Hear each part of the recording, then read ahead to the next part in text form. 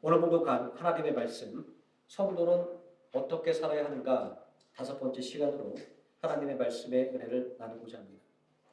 제가 어느 설문조사에서 능력과 재산 중에 하나를 선택하라고 한다면 무엇을 선택하겠는가 라는 질문 항목을 보았습니다. 능력과 재산 중에서 굳이 하나를 선택하라고 한다면 우리 생명함께 성도님들은 무엇을 선택하시겠습니까? 저는 이 질문을 생각해 보면서 좀 뜬금없을지는 모르겠지만 자기 육체를 위하여 심는 자는 육체로부터 썩어질 것을 거두고 성령을 위하여 심는 자는 성령으로부터 영생을 거두리라 라고 하는 갈라디아서 6장 8절 말씀이 떠올랐습니다. 아마도 이 능력과 재산이라고 하는 가치가 상반된 지점에 있기 때문이 아닐까라는 생각을 합니다. 비록 요즘 사람들은 돈과 능력을 동일시하는 경향을 보이고 있기는 하지만 말입니다. 이러한 질문에 관심을 갖게 되는 것은 이 질문에 대한 대답 속에서 사람들이 가지고 있는 삶의 태도와 그리고 삶의 방향성을 읽어낼 수가 있기 때문입니다. 이 질문에 대해서 나이가 젊을수록 능력보다는 재산을 선택하겠다는 응답이 압도적으로 많이 나왔습니다.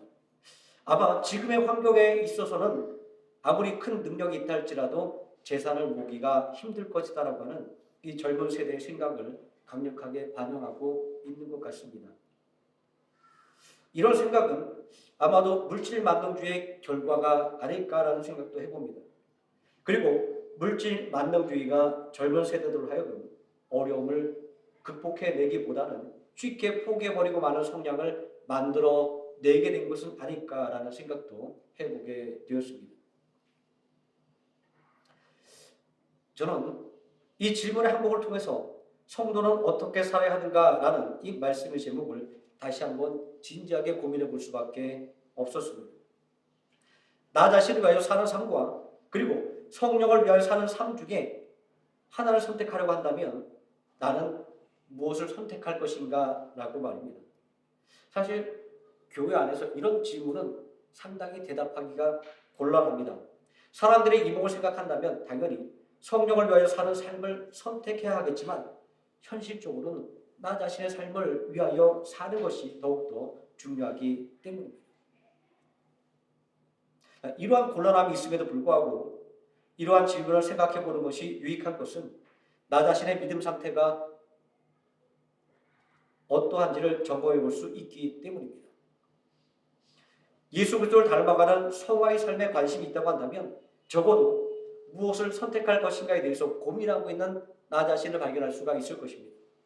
반면 성화의 삶에 아무런 관심이 없다고 한다면 주저없이 나 자신을 위하여 사는 삶을 선택하게 될 것입니다. 이 질문을 믿지 않는 불신자들에게 물어본다고 한다면 후저와 같은 반응을 우리는 즉시 확인할 수가 있을 것입니다. 이러한 현실을 감안한다고 한다면 성도는 어떻게 살아야 하는가라고 하는 질문은 성도라고 하는 것은 성도의 삶이 자기 자신만을 위하여 사는 삶에 고착되어 있지 않다라고 하는 것을 반증하는 것이기도 합니다.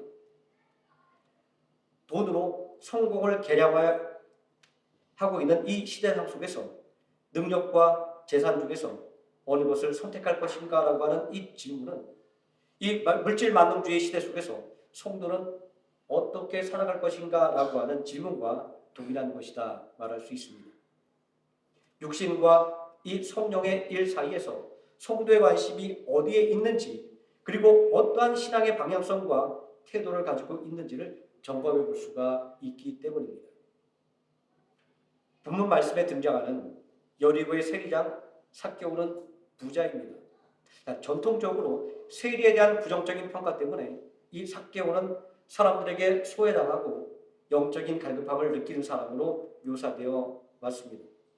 누가복음 3장 13절 말씀에도 세례 요한이 회개에 합당한 열매를 맺으라고 할 때 도대체 회개에 합당한 열매가 무엇이라고 질문하는 세리들을 향하여 부과된 것 외에는 더 거두지 말라고 했던 말을 통해서 세리가 유대 사회에서 배척을 당할 수밖에 없었던 이유를 확인할 수가 있습니다.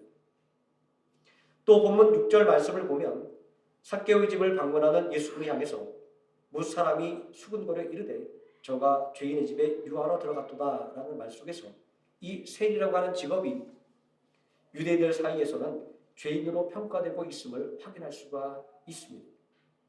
이런 현실 속에서 삭개오의 소외감과 영적인 갈급함이 있었다라고 이해할 수 있을 것입니다.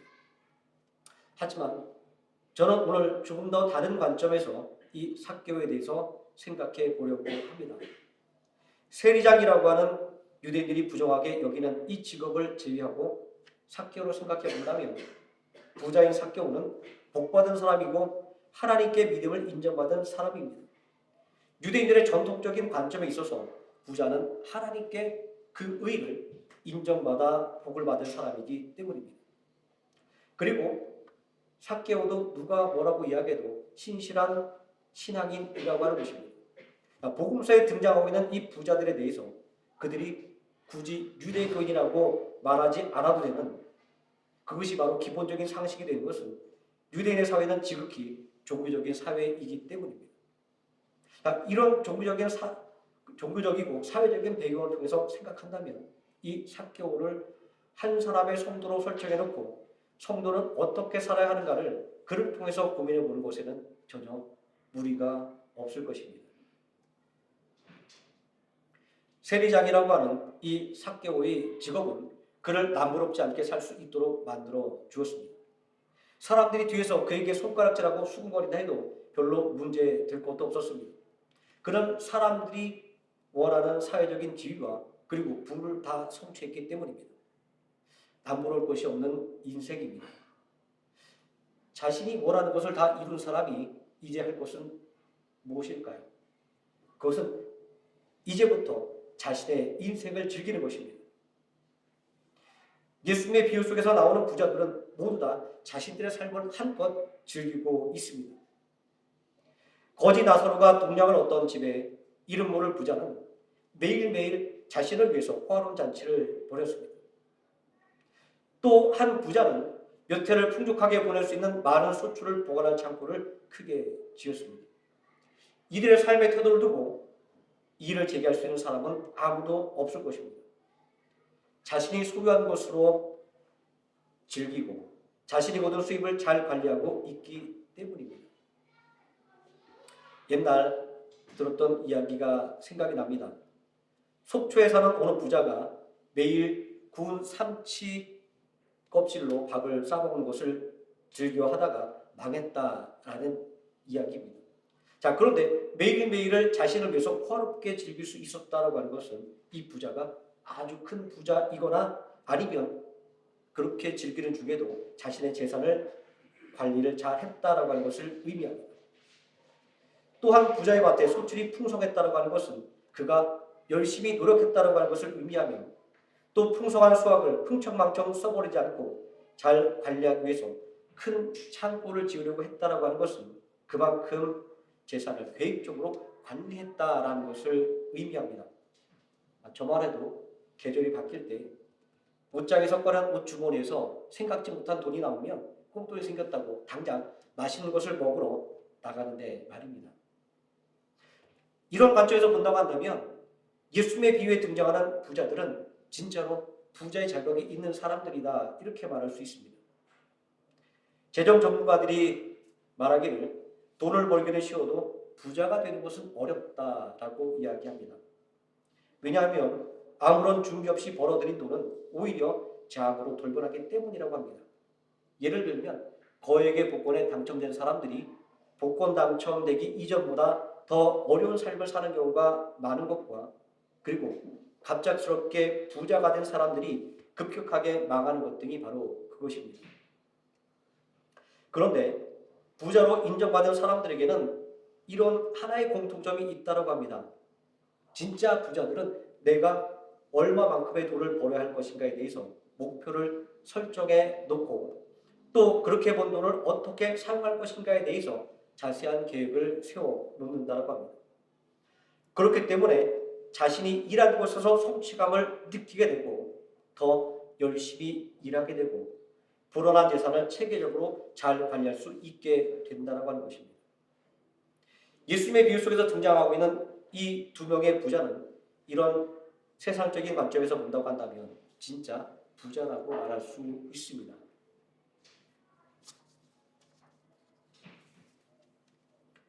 이 두 명의 부자들은 인간적인 관점에서는 참 괜찮은 사람들입니다.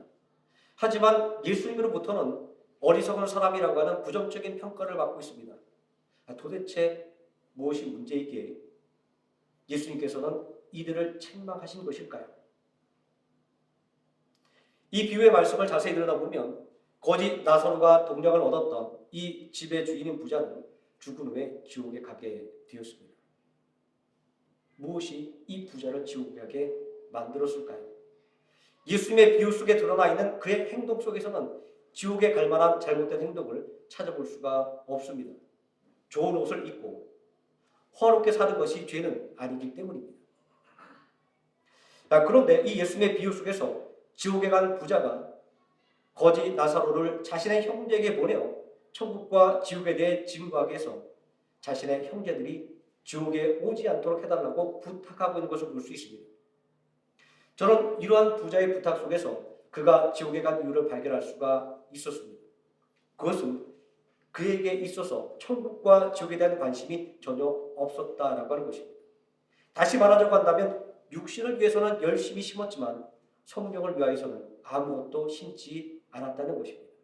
하나님의 일에 관심이 없었으며 하나님의 백성으로서의 거룩한 삶을 추구하지도 않았다고 하는 것입니다. 바로 이것이 부자가 지옥에 갈 수밖에 없었던 이유인 것입니다. 또 다른 부자는 비록 어리석은 사람이라는 책망을 받았지만 인간적으로 볼 때는 꽤 괜찮은 사람이었습니다.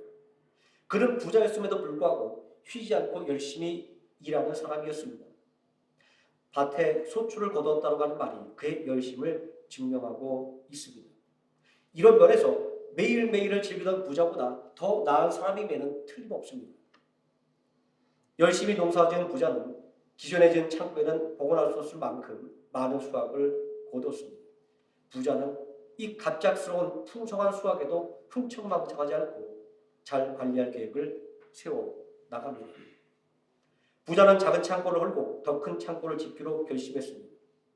이 부자의 행동을 차근차근 살펴보면 참 알뜰하고 용이 주도한 사람입니다.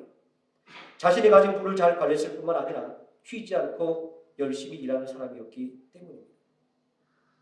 그럼에도 불구하고 어리석은 사람이라고 하는 책망을 받았다라고 하는 것은 예수님의 말씀처럼 자기를 위해서는 열심히 부를 쌓았지만 하나님에 대해서는 부유하지 못했기 때문입니다. 이 부자도 육신으로만 심고 성령으로는 심은 것이 없는 사람이었던 것입니다. 다시 말하자면 영적인 일, 하나님의 일에 대해서는 조금도 관심이 없었기에 책망을 받게 된 것입니다. 이런 면에서 본다고 한다면 세리장 삭개오는 그의 직업 때문에 사람들의 손가락질을 받긴 했지만 이 두 명의 부자보다는 소망이 있는 사람임에는 틀림이 없었습니다. 왜냐하면 예수님께서 그가 관할하고 있는 여리고로 오신다는 소식을 들었을 때 예수님에 대한 지대한 관심을 가지고 예수님을 만나러 나갔기 때문입니다. 많은 주석가들은 예수님에 대한 삭개오의 관심을 단지 호기심에 불과하다고 이렇게 말하기도 합니다. 하지만 당시 사람들에게 죄인이라고 불리던 이 세리였던 그가 누가복음 7장 34절 말씀에서 세리와 죄인의 친구라고 불리는 예수님의 소식에 반응했던 것을 생각하면 결코 단순한 호기심으로 예수님을 만나러 나간 것이 아니었음을 알 수 있습니다. 당시 수많은 유다 백성들이 예수님을 다윗의 자손 메시아로 부르며 따르고 있었다는 것을 생각할 때 삭개오는 분명 메시아로 오신 예수님에 대해서 지대한 관심을 가지고 있었을 것입니다. 그렇지 않았다고 한다면 작은 키로 말미암아 사람들에게 가려진 예수님을 볼 수 없을 때 포기하고 발걸음을 돌리고 말았을 것입니다. 하지만 예수님을 보기 위해서 예수님을 영접하는 사람들의 행렬 맨 앞으로 달려나가 돌무화과 나무 위에 올라갔다라고 하는 것은 그가 예수님을 대한 지대한 관심을 가지고 있었음을 보여주는 것임을 알 수가 있습니다. 그리고 예수님께서 삭개오야 속히 내려오라, 오늘 너희 집에 유하여야 하겠다라고 말씀하실 때 급히 내려와서 즐거워하며 영접했기 때문입니다. 만일 예수님에 대한 단순한 호기심을 가지고 예수님을 보러 나갔다고 한다면 세리장이라고 하는 자신의 체면 때문에 돌 무화과 나무 위에 올라가지도 않았을 것이고, 혹시 올라갔다고 해도 예수님께서 그의 이름을 부르실 때 그를 바라보는 사람들의 시선에서 당혹감을 느꼈을 것이기 때문입니다. 그런데 예수님의 부르심에 반응하는 삭개오의 급하게 또는 즐거워하며 라고 하는 이 행동은 세리장 삭개오가 메시아로 오신 예수님에 대해 깊은 관심을 가졌다라고 하는 것을 아주 강력하게 암시하고 있는 것이지 않습니까? 누가복음 3장 3절 이하의 말씀을 보게 되면 세례 요한이 죄사함을 받게 하는 회개의 세례를 전파할 때 죄인으로 불리는 무리들이 요한에게 세례를 받으러 갔습니다.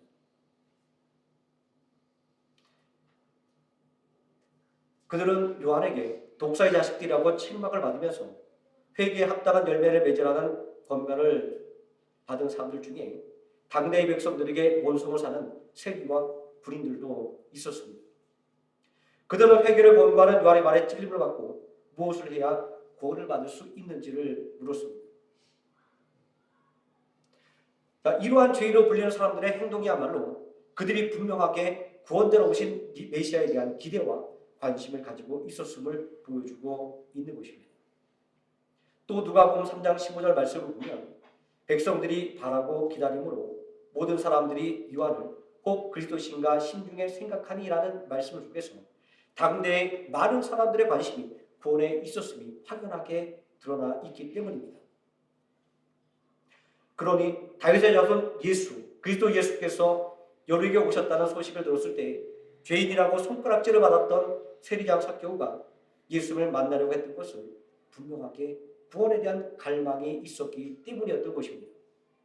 이렇게 말할 수 있는 것은 누가복음 19장 8절에서 삭개오가 서서 주께 여짜오되 주여 보시옵소서, 내 소유의 절반을 가난한 자들에게 주겠사오며 만일 누구의 것을 속여서 빼앗은 일이 있으면 내 갑절이나 갚겠나이다 라고 말한 것은 세례 요한이 말하고 있는 회개에 합당한 열매를 맺는 실질적인 행동이었기 때문입니다.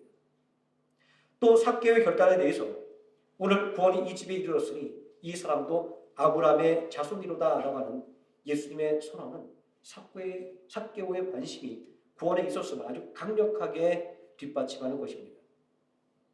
삭개오는 절대로 단순한 호기심으로 예수님을 만나러 나갔다가 우연히 구원의 은혜를 받은 것이 아니었던 것입니다. 누가복음 18장 18절 이하의 말씀을 보면 예수님을 만나러 나온 관리의 이야기가 기록되어 있습니다. 이 사람의 관심도 구원에 있었습니다. 선한 선생님이여 내가 무엇을 하여야 영생을 얻으리이까 이렇게 묻고 있기 때문입니다. 하지만 가지고 있는 소유를 가난한 자들에게 나눠주고 나를 따르라는 예수님의 말씀을 들을 때 그는 큰 부자였기 때문에 이 말씀을 듣고 심히 근심했다 성경이 증거하고 있습니다. 그런데 정해진 세금 외에 더 많은 세금을 걷는 것으로 인해서 악명을 떨치던 세리의 수장인 삭개오가 자신의 재산의 절반을 가난한 사람들에게 나누어주고 그리고 자신이 잘못한 것이 있다면 4배나 갚겠다라고 말했던 것은 자신의 모든 재산을 나누어 주겠다라고 선언하는 것과 같은 것이었습니다. 이렇듯이 부자로 불리던 사람들과 상반된 삭개오의 행동과 결단은 그의 관심이 하나님의 나라와 구원이라고 하는 영적인 것에 있었음을 확고하게 보여주고 있는 것입니다. 우리는 삭개오의 행동을 통하여 성도의 관심은 우리의 육체의 일에 머물러 있는 것이 아니라 성령의 일로 확장되어 있어야 한다는 것을 배울 수가 있습니다.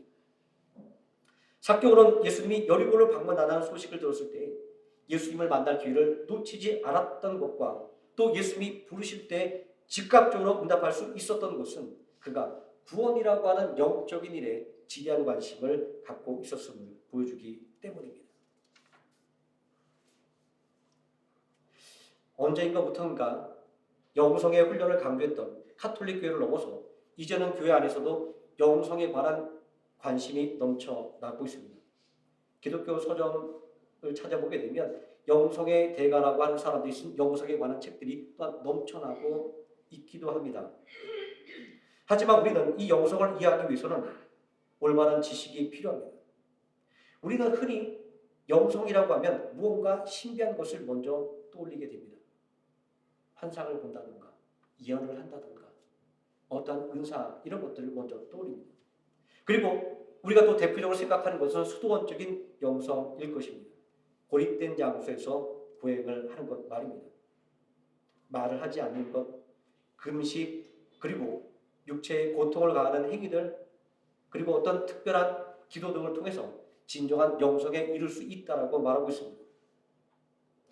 하지만 이 복음이라고 하는 것이 사람들을 향해 전파되어야 한다는 것을 생각한다고 한다면 이 영성에 대해서 사회적으로 고립되어서 무엇을 추구한다고 하는 것을 영성이라고 말하는 이 주장에는 우리는 쉽게 동의할 수 없게 됩니다. 자, 그렇다고 한다면 영성이라고 하는 것은 무엇일까요? 이 영성이 추구하고 있는 것은 그리스도를 닮아가는 성화입니다. 다시 말해서 하나님의 거룩함을 따라 거룩함을 추구하는 삶이 바로 영성이라고 하는 것입니다. 그렇다고 한다면 우리는 기존의 영성을 추구하는 것에 대해 전면적인 이해의 쇄신이 필요합니다. 기존의 영성을 추구하는 사람들은 고된 훈련이 없이 영성을 추구하는 것은 말도 안 된다라고 이야기합니다. 물론 정해진 기도와 그리고 절제의 훈련들이 영성에 도움이 되는 것은 분명한 사실입니다. 그러나 본질적으로 영성이라고 하는 것은 그런 것에서 나오는 것이 아니라 말씀과 기도에 있다고 하는 것을 간과해서는 안 되는 것입니다. 디모데전서 4장 1절에서 5절까지 말씀에서 바울은 진정한 영성은 금욕과 절제에서 나오는 것이 아니라 하나님의 말씀과 기도를 통해서 나오는 것임을 알려주고 있습니다. 이 말씀을 요약하면 이렇게 말할 수 있습니다. 혼인을 금하고 어떤 음식물을 먹지 말라고 할 터이나 하나님의 말씀과 기도로 거룩하여 지니라. 이 말씀 속에서 어찌 보면 바울이 평생 싸웠던 유대주의의 실체는 이 금욕과 절제의 영성으로 하나님의 말씀과 기도로 거룩해지는 영성을 방해하는 요소가 아니었을까라는 생각도 해보게 됩니다. 이 하나님의 말씀과 기도로 거룩해진다고 하는 진정한 영성은 이미 유대인들의 역사 속에서 유대인들의 회당의 역사를 통해 증명된 것이었습니다. 비록 예수님 당대의 유대인들이 상당 부분 오해를 하고 있었음에도 불구하고 말입니다. 바리새인들은 율법을 더 잘 지키기 위해서 부수적으로 만든 조항들을 지킴을 통해서 구체적으로 말한다고 한다면 정해진 각종 헌금과 그리고 정해진 날짜의 기도와 그리고 정해진 날수의 금식을 통해서 거룩하게 된다고 자부했기 때문입니다. 이 하나님의 말씀과 기도를 거룩해진다라고 하는 이 진정한 영성을 만들어내는 이 회당의 역사는 바벨론 포로 시대부터 시작되었습니다. 하나님에 대한 불신과 반역으로 심판받아 바벨론의 포로로 끌려간 유대 백성들은 그곳에서 하나님과의 관계를 회복하기 위해서 몸부림쳤습니다. 그러한 그들의 몸부림이 하나님의 거룩을 닮아가는 영성을 회복하기 위해서 함께 예배드릴 수 있는 회당을 세웠던 것입니다. 포로로 끌려간 유대인들은 안식일마다 회당에서 모여서 예배를 드리고 기도하고 찬양하며 말씀을 가르치고 배웠습니다. 포로로 끌려갔던 유대인들이 복으로 돌아올 수 있었던 이 원동력은 바로 하나님의 말씀과 기도를 통한 신앙의 회복, 영성의 회복에 있었던 것임을 성경은 우리에게 증거해주고 있지 않습니까? 성전 중심의 희생제사를 말씀의 예배로 전환시킨 이 회당 예배야말로 신앙의 패러다임의 대전환을 불러왔기 때문입니다. 이제 하나님의 거룩한 삶의 요청은 특별한 의식을 통하여 나아가는 것이 아니라 성도의 일상 속으로 스며들어온 것이었기 때문입니다. 예수님도 진정한 영성은 특별한 의식이 아니라 하나님의 말씀과 기도에 있음을 몸소 보여주었습니다. 매일같이 하나님 나라의 말씀을 가르치는 예수님의 관심은 언제나 하나님의 말씀에 성취해 있었습니다. 그리고 새벽 위병에 홀로 나가서 하나님께 기도했으며 또 밤에는 제자들과 함께 기도했습니다. 이러한 예수님의 영성은 하나님을 경외하는 이러한 예수님의 영성은 진정한 영성이라고 하는 것은 하나님을 경외하는 진실한 예배에 있다고 하는 것을 재확인시켜주고 있는 것입니다. 이제 부자들의 상반된 결말을 정리해 보고자 합니다. 무엇이 자기를 위하여 허럽게 즐기던 부자와 자기를 위하여 재물을 쌓아둔 부자와 재산의 마음으로 근심한 과돈으로 하여금 예수님의 책망을 받게 만들었는가라고 하는 것은 이제 분명합니다. 그것은 그들이 자신의 삶을 관리하는 데는 지대한 관심이 있었지만 하나님에 대해서는 관심이 없었기 때문입니다.